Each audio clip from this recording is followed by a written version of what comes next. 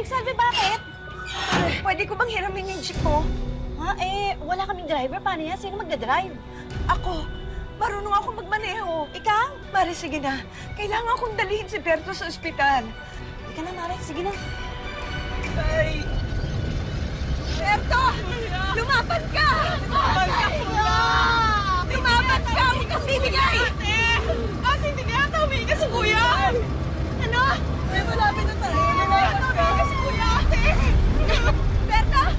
Berto! Ate, si kuya. Berto! Berto, huwag mo kami iiwan, Berto!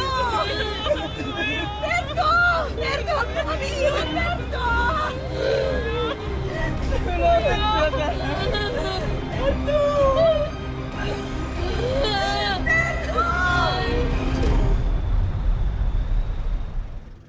Sa pagpanaw ng kabiyak ni Salve, mag-isa na lang nakasalalay sa kanya ang kinabukasan ng mga anak niya. Kaya kung anong pagkakataon ang dumating sa kanya, agad daw niya itong susunggaban kahit pa mahihirapan at masasaktan. Dahil ganyan ang isang magulang. Ganyan daw maging ina. Magandang araw po mga kapuso. Ako po si Vicky Morales at ito ang Wish Ko Lang.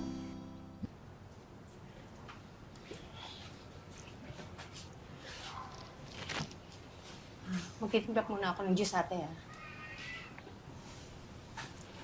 Tutulungan ko po kayo, tita. Ako, huwag na rin yun. Samahan mo na lang ang nanay mo dito, okay? Michael, Rainier, tayong tatlo na lang ng Tita Carlota niyo magkakasama ngayon. Wala na kasi ang tatay niyo. Kailangan ko nang bumalik ulit sa pagtatrabaho. Nay, tutulong po ako sa pagtatrabaho. Maghahanap po ako ng pwede. Yung classmate ko po, nagtitinda po ng banana Q. Pwede pa po akong magtinda ng banana Q? Hindi. Po? Bakit po? Bata ka pa kasi. Ako lang pwede. Hindi rin, Michael. Nay, Mga anak, ang trabaho ko bilang nag-iisang magulang nyo ay ang buhayin kayo at ang pag-aralin kayo. Alam nyo, gagawin ko yon sa abot ng makakaya ko. Ang trabaho nyo bilang mga anak ko ay ang mag-aral ng mabuti. pangako po, Nay. Makakatapos kaming dalawa. Pangako po, Nay. Wala na tong atrasan.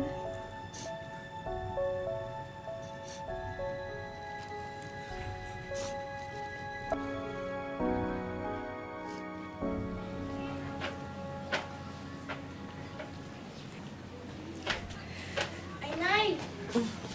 Kumusta? Ate. Oh, kumusta na ang paghahanap ng trabaho? Wala eh. Pumunta na nga ako dun sa dati kong pinasukan na garments factory, kaso wala silang opening. O, sayang naman. Eh, di ba maganda pa sweldo doon? Eh, no choice naman ako eh. Di ba nga, nagkasakit nga si Heriberto, kaya kailangan kong umalis. Wala kasing mag-aalaga sa kanya. Ako, sandali lang, ate, ha? Sandali. May papakita ko sa'yo, ha? Wait ka lang dyan. Sige. Assignment mo ba yan? Nay, ano po? Eh, mga classmates ko po. Magandang hapon sa inyong lahat. Mabuti naman at may mga kaibigan sa school itong si Michael ko. Ano, pasaway ba? Nay naman! Ikaw naman, joke lang. Ang totoo po, ipagpapaalam po sana namin si Michael. May project po kasi kaming gagawin. Sa bahay po namin, sa kabilang kanto lang po. O sige, basta nandito ka na ulit ng alas 8, ha? Alas 8 po. Kayo naman, nagbibiro lang ako. Talaga, oh. Okay na ba sa'yong alas 10? Opo, Nay. Marami na po kami yung gagawa doon, di ba? O sige, sige. Thank you po. Pasok muna ako sa loob kasi galing ako ng labas eh. Papalit lang ako ng damit, ha? Sige po, Nay. Salamat po. Maraming salamat din. Bait pala nung nanay mo, Michael. Ano, game na tayo sa project natin? Ate, sandali. Tingnan mo to, oh. O, di ba? Kayang-kaya mo yan, ate. Hindi na nagdalawang isip si Salve. Agad siyang nagpalista para sa libreng training para maging bus driver. Salvi Canita. or interview na po.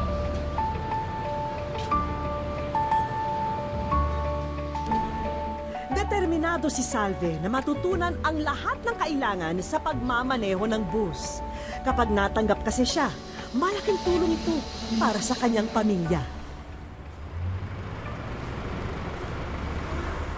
Good morning. Have a seat, Salve. Nakuha ko ng mga resulta ng exam mo. Pasado ka, Salve. Isa ka ng certified bus driver. Ugat lang sa biyaya. Maraming salamat po. Dahil sa matinding pangangailangan, pumasok bilang bus driver si Salve. Alam niyang mabigat na hamon ito dahil hindi pa siya bihasa sa pagmamaneho ng malalaking sasakyan. Pero ang totoong mahirap para sa kanya ay ang mawalay sa mga anak niya at bihira na lang silang magkikita. Magiging lingguhan na kasi ang uwi niya sa Antipolo.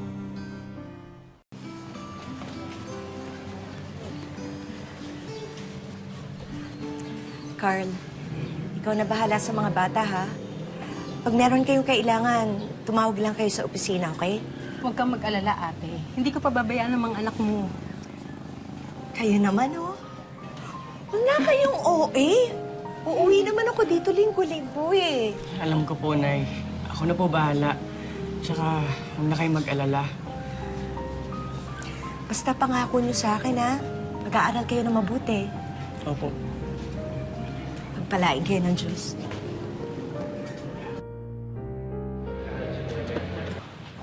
Oh, ito pala si Cesar. Cesar, ito pala si Salve, ang bagong mong kasama na nakapasa sa MMDA ready para sa mga bagong bus driver. Kaya ikaw ang konduktor niya. Okay po, sir. Sige. Tama na kayo. Sir, ako konduktor mo pero hindi mo ko tawan, ha? Pinapaalala ko lang sa'yo, ha? Hindi naman ganun. Okay na, ibig sige na. sabihin. Bye. Halatang halata na mabigat ang loob ni Cesar na maging katrabaho niya si Salve. Paano kaya magiging matiwasay ang biyahe nila kung hindi maganda ang samahan ng konduktor at driver? Ano pa dyan? Boy, ba't ang bagal natin? May diferensya ba yung bus? Hindi ho, wala akong diferensya yung bus. Yung driver ang may diferensya. Manong driver? Pakibilisan naman. Maliliit na ako eh. Ay, hindi umanong yung driver, babae ho. Kaya naman pala eh. Babae yung driver, dapat hindi pinagdadrive ng bus yan. O, ayan ha. Pag kinuha ng mga pasahero natin yung pamasahe nila, kasalanan mo ha. Bagal eh, no, boss, no? Sorry ha. Sensya na ho. Babae lang. Konting bilis naman. Late na kami. Kasi yung pagkagalit naman. Hoy, bilisan mo naman, oh. Hoy! Sorry, oh. Yung, hoy! Hoy! Atakihin ako sa'yo. Woo! Yung! Nangalay pa masahin na. Ay, naku, babae.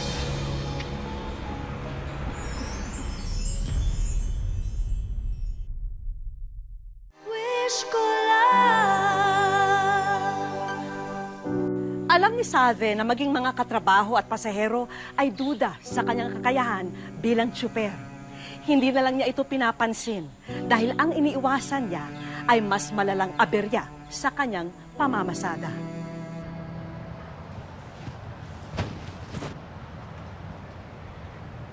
Pare, yung driver mo. Wala akong pakialam sa babae niya. Ayan siya. Pwedeng tumabi? Ay, maupo kayo. Salamat. Opo ka. Isa pong pork chop. Kamusta naman ang unang biyahe? Ayos naman. Si Cesar ang konduktor mo, di ba? Naku, bibigyan ka lang ng problema nun. Kasi matagal nang gusto maging driver nun. Hindi naman makapasa. Kaya masama ang loob ng maunahan sa kanya. Ako na naman pinagchichismisan nyo, ha? Kahit talagang mga babae, wala kang alam daw hindi may pagchismisan. Hindi ah. Bakit naman namin pag-aksayan ka ng panahon? O kung hindi ako pinag-usapan niyo, sino? Bakit gusto mong malaman? Di ba babae lang ang mahilig sa chismis? Bakit? Babae ka ba? Dahil nga.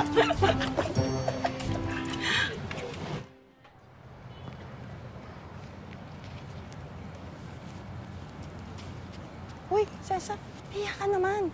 Yung driver mo, naglilinis. Ikaw nakatanga ka lang dyan. Hayaan mo siya, babae yan. Trabaho niya maglinis.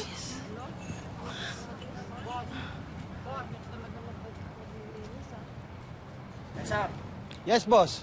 Nakatunga nga ka lang dyan. Yung driver mo pa, pinaglilinis mo lang bas. Hindi boss, nag-yosi break nga lang ako eh. Sakto ka. Gusto ko na maglinis eh. Linis na ako kanina pa.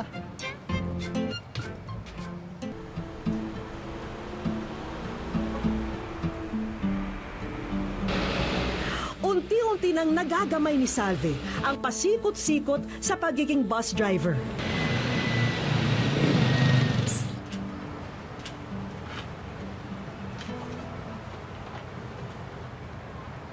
Salvi, balita namin, ikaw ang pinakamalaking kinita. Oy, Cesar, dapat magpasalamat ka dito kay Salve. Kasi nadamay ka sa swerte niya eh. Dati-dati bukya ka sa sweldo, di ba? Basta kayo. Nagutom kayo, di ba? Kumain kayo. Sige. Halika na.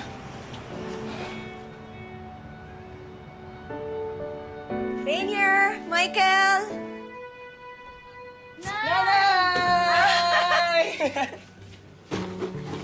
Naku, na-miss ko kayong dalawa. Namiss ka rin po namin, Nay.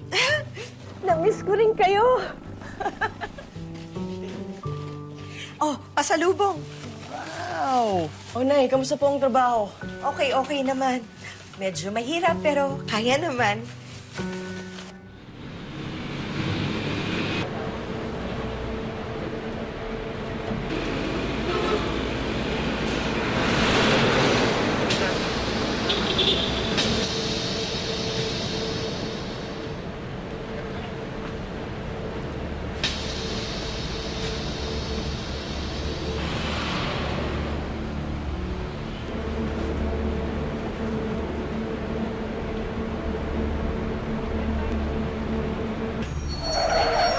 Uy!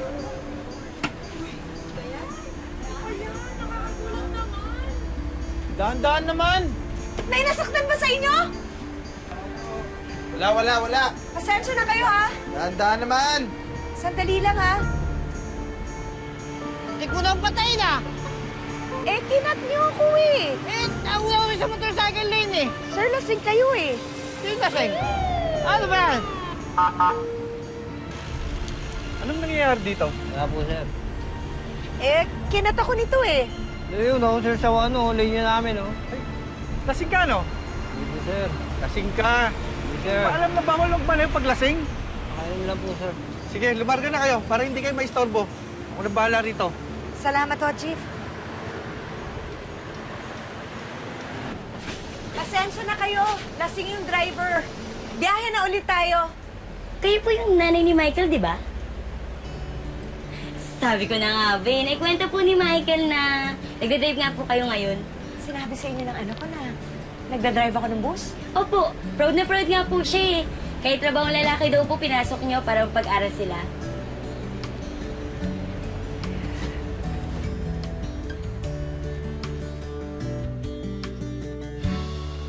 Buti na lang, bakasyon nyo na, Nay. Oo nga eh. Alam mo, Rainier, marami tayong dapat ipagpasalamat sa Diyos. Natahi ko nate. Ano ba yan? Kuti na pa sa bus mo. Wow! Tinahi ko yan para sa'yo. Ang ganda, no? O, kamusta naman mga pag-aaral niyo? Ayos na, eh. Talaga? Sobrang taas ng grades ko. Ikaw din? Opo. Oy, Salvi. Mukhang maganda yung kurtina natin, ah. Saan mo nabili yan? Ah, ito? Oo. Gawa lang to ng kapatid ko. Talaga? Pwede kayo magpagawa sa kanya? Nakatawa na yung itsura ng bus ko, eh. Ako rin, magpapagawa ako. Totoo?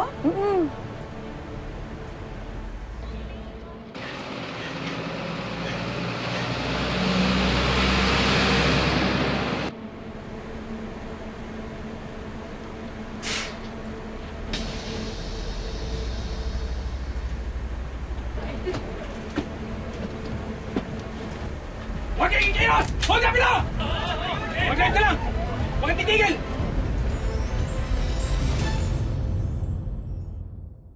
Wish ko lang.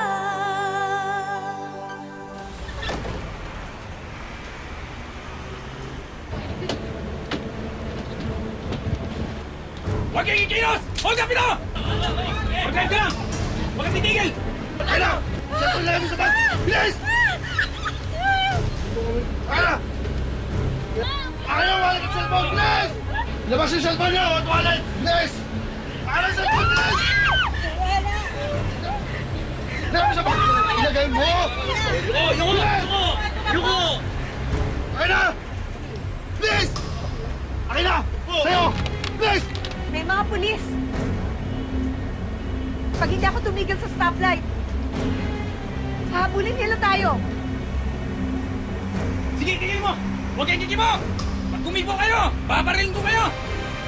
Iload up the weapon! Dito!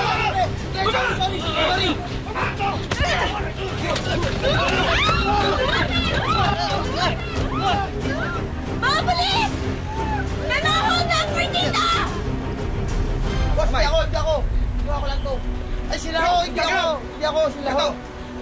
Meron pa isa doon, boss! May isa pa doon! Boss, unahan! Pato ba? Ako lang, boss. Okay! Doon! Hindi ka kamali, puputokan kita. Wala bang nasaktan? Ako, konti. Hoy! Ingat. Hoy, Salvi. Maraming salamat pala sa kortinang pinagawa ko. Ang ganda. Salamat. Salve yung order ko. Kunin ko next week. Sige. Hindi ko kakalimutan. Sige, salamat. Okay, Bye-bye. ingat. Ingat din. Salve! Ingat. Cesar, nag-aalala ka na rin ngayon sa akin? Siyempre, ako konduktor mo. Sige, ingat ka rin. Ingat. Walang sideline, ha? Yeah. Albao Renato S. Bernardo Luis M. Benita John Michael R. De la Cruz John C. Thank you po.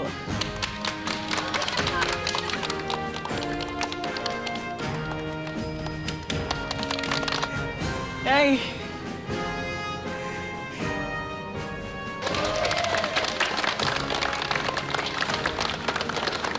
Sa wakas, Nay.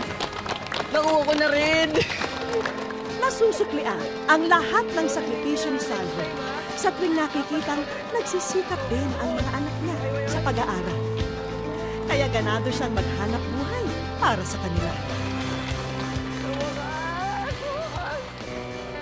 Nagpunta ang aming grupo sa Binyan, Laguna. Ang pakay namin, masakyan ang bus na minamaneho ng bus driver na si Salve na tampok sa ating kwento. 7 taon nang nagmamaneho ng bus si Salve. Sinimintays yung no accident na very competent. Lagi siya nagtatap eh. Yung ability to cope up with the company standards. Masayang-masaya po ako noon kasi piling araw nila, ako yung hindi matatanggap kasi yung itsura ko kasi noon eh. Hindi kagaya ako nung ibang nag-apply doon kasi galing sila sa abroad eh. Ang totoong hamon daw sa trabahong ito ay ang mas mahabang oras na pamamasada kaysa sa oras ni Salve sa kanyang pamilya. Kaya ang naging siste, lingguhan siya kung umuwi. Kapag kami napapanood ka sa balita na mga aksidente sa kalsada, di mo po mapigilang isipin na sana ligtas yung nanay ko. Ganun po. May tiwala naman po ako kay mama na maingat siya kahit na peligroso yung tinatahak niyang mga daan. Pagdating sa bahay, dagdag kita pa rin ang isa sa inaatupag ni Salve. Katuwang ang kapatid niyang si Carlota sa pagtatahi ng ilalakong kurtina para sa bus. Pero siyempre, hindi niya nakakaligtaan ang pagiging nanay sa mga bata. Mahirap talaga sa totoo lang. Kaya lang, lagi kong iniisip, kung hindi ko lalakasan ang loob ko, paano kami mabubuhay nung mga anak ko? 100% po ako proud na proud kay nanay. Dahil po napakasipag niya po at mahal na mahal po namin. Sinisigurado rin ng ilaw ng tahanan na hindi napapabayaan ang pag-aaral ng mga anak. Lalo na't isa ito sa mga dahilan ng kanyang pagsisikap. Kapag nakapagtapos na ako, kinakailangan makahanap agad ako ng trabaho. Nang sa gayon makapagpahinga naman si mama para masuportahan ko rin naman po yung pamilya namin. Sa market po, papuntang Taguig. Papuntang wish ko lang. Alam niyo ba yung terminal? Papuntang wish ko lang. Wish ko lang.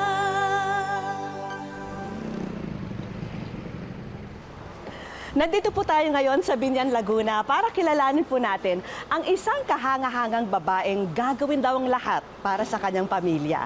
At hindi lang po siya basta ordinary mother ha, dahil isa po siyang lady bus driver.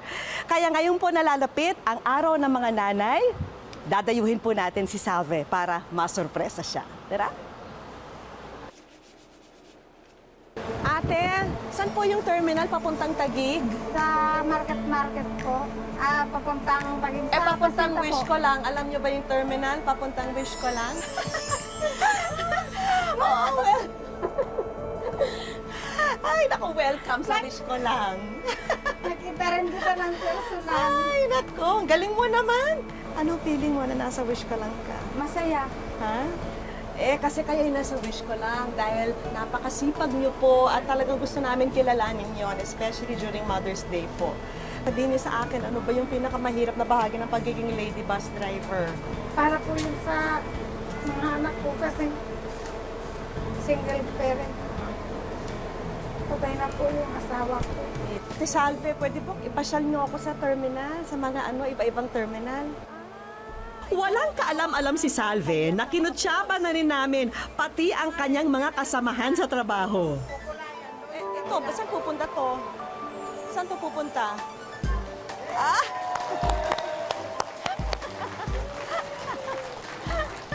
Ano gusto niyo sabihin sa kanila? Nandito sila para surpresahin kayo? Ay, si Sir George po. Ayan, po ang ang boss. Ano gusto niyo sabihin sa mga kasamahan niyo po? Salamat. Salamat po sa inyo dahil nagtiwala po kayo sa akin. Ang tagal-tagal ko na po dito. Siyempre, kung nandito ang iyong mga katrabaho, maaari ba namang mawala ang mga espesyal na tao sa buhay mo? Sige, ano masasabi niyo? Pasensya na kayo. Mula kasi nung maliit, hindi ko kayo naalagaan kasi nag-alaga ako sa papa mo. Pagkatapos na mamatay, nag-ano na po ako dito kaya hindi ko sila nasubaybayan. Pero alam ko, naintindihan niyo yun. Opo. Di ba? Ano gusto mong sabihin sa mami mo? Gusto ko sabihin na, yun, Happy Mother's Day sa pinakamabuti, pinakamasipag at pinakakaiba kong nanay. Kasi sobrang kakaiba niya, lahat nakakayanan niya. Pinatunayan talaga ni mama na kahit babae siya, hindi yun hadlang para maging matagumpay siya. Maiwanan ka man sa kalsada, maiwan ka man ng ibang sasakyan, hindi ka man maging top grosser, ikaw pa rin yung number 1 sa amin eh. Kaya yun yung pinakamalaga sa amin. I love you, ma. Oh, bago pa tuluyang bumaha ang luha rito, tanggapin niyo po ang aming mga handog para sa inyong pamilya. Ito po mula sa wish ko lang, meron kami mga sorpresa para po sa inyo. Ito po, sewing machine. Alam namin gustong-gusto niyo yan kasi gusto niyo magtahi ng mga kurtina para sa mga bus. Pandagdag kabuhayan po para sa inyo yan. Tapos ito po, food cart. Yan ho, para po sa inyo. Sino magbamando nito? Kayo na. Hindi pa riyan natatapos dahil batid po namin kung gaano kahalaga para sa inyo na makatapos ang inyong mga anak. Ito, importante po ito. Para kay John Rayner. Para sa iyo to. Maraming pong salamat. Ay, naku, thank you rin. Thank you. At syempre, para sa pamilya nyo, syempre, dapat may ganito. At dahil espesyal ang araw na to para kay Salve, lulubos-lubusin na natin ang sayang hatid natin para sa kanila. Sa isang resort sa Talisay, Batangas, ang sunod na pinuntahan ng mag-anak. Nay, Nay, sili na tayo. Tara! Bihira raw mangyari sa kanila ang family bonding tulad nito.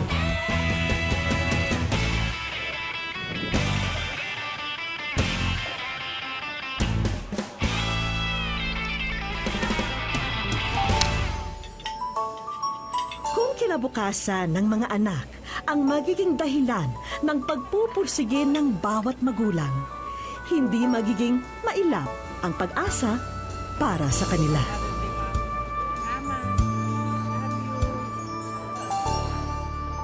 Walang mahirap na pagsubok para sa isang ina na handang magsakripisyo para sa kanyang pamilya. Yan po ang pinatunayan ni Salve. Kaya isa pong pagpupugay sa lahat ng mga nanay. Happy Mother's Day po! Ako po si Vicky Morales at ito po ang wish ko lang.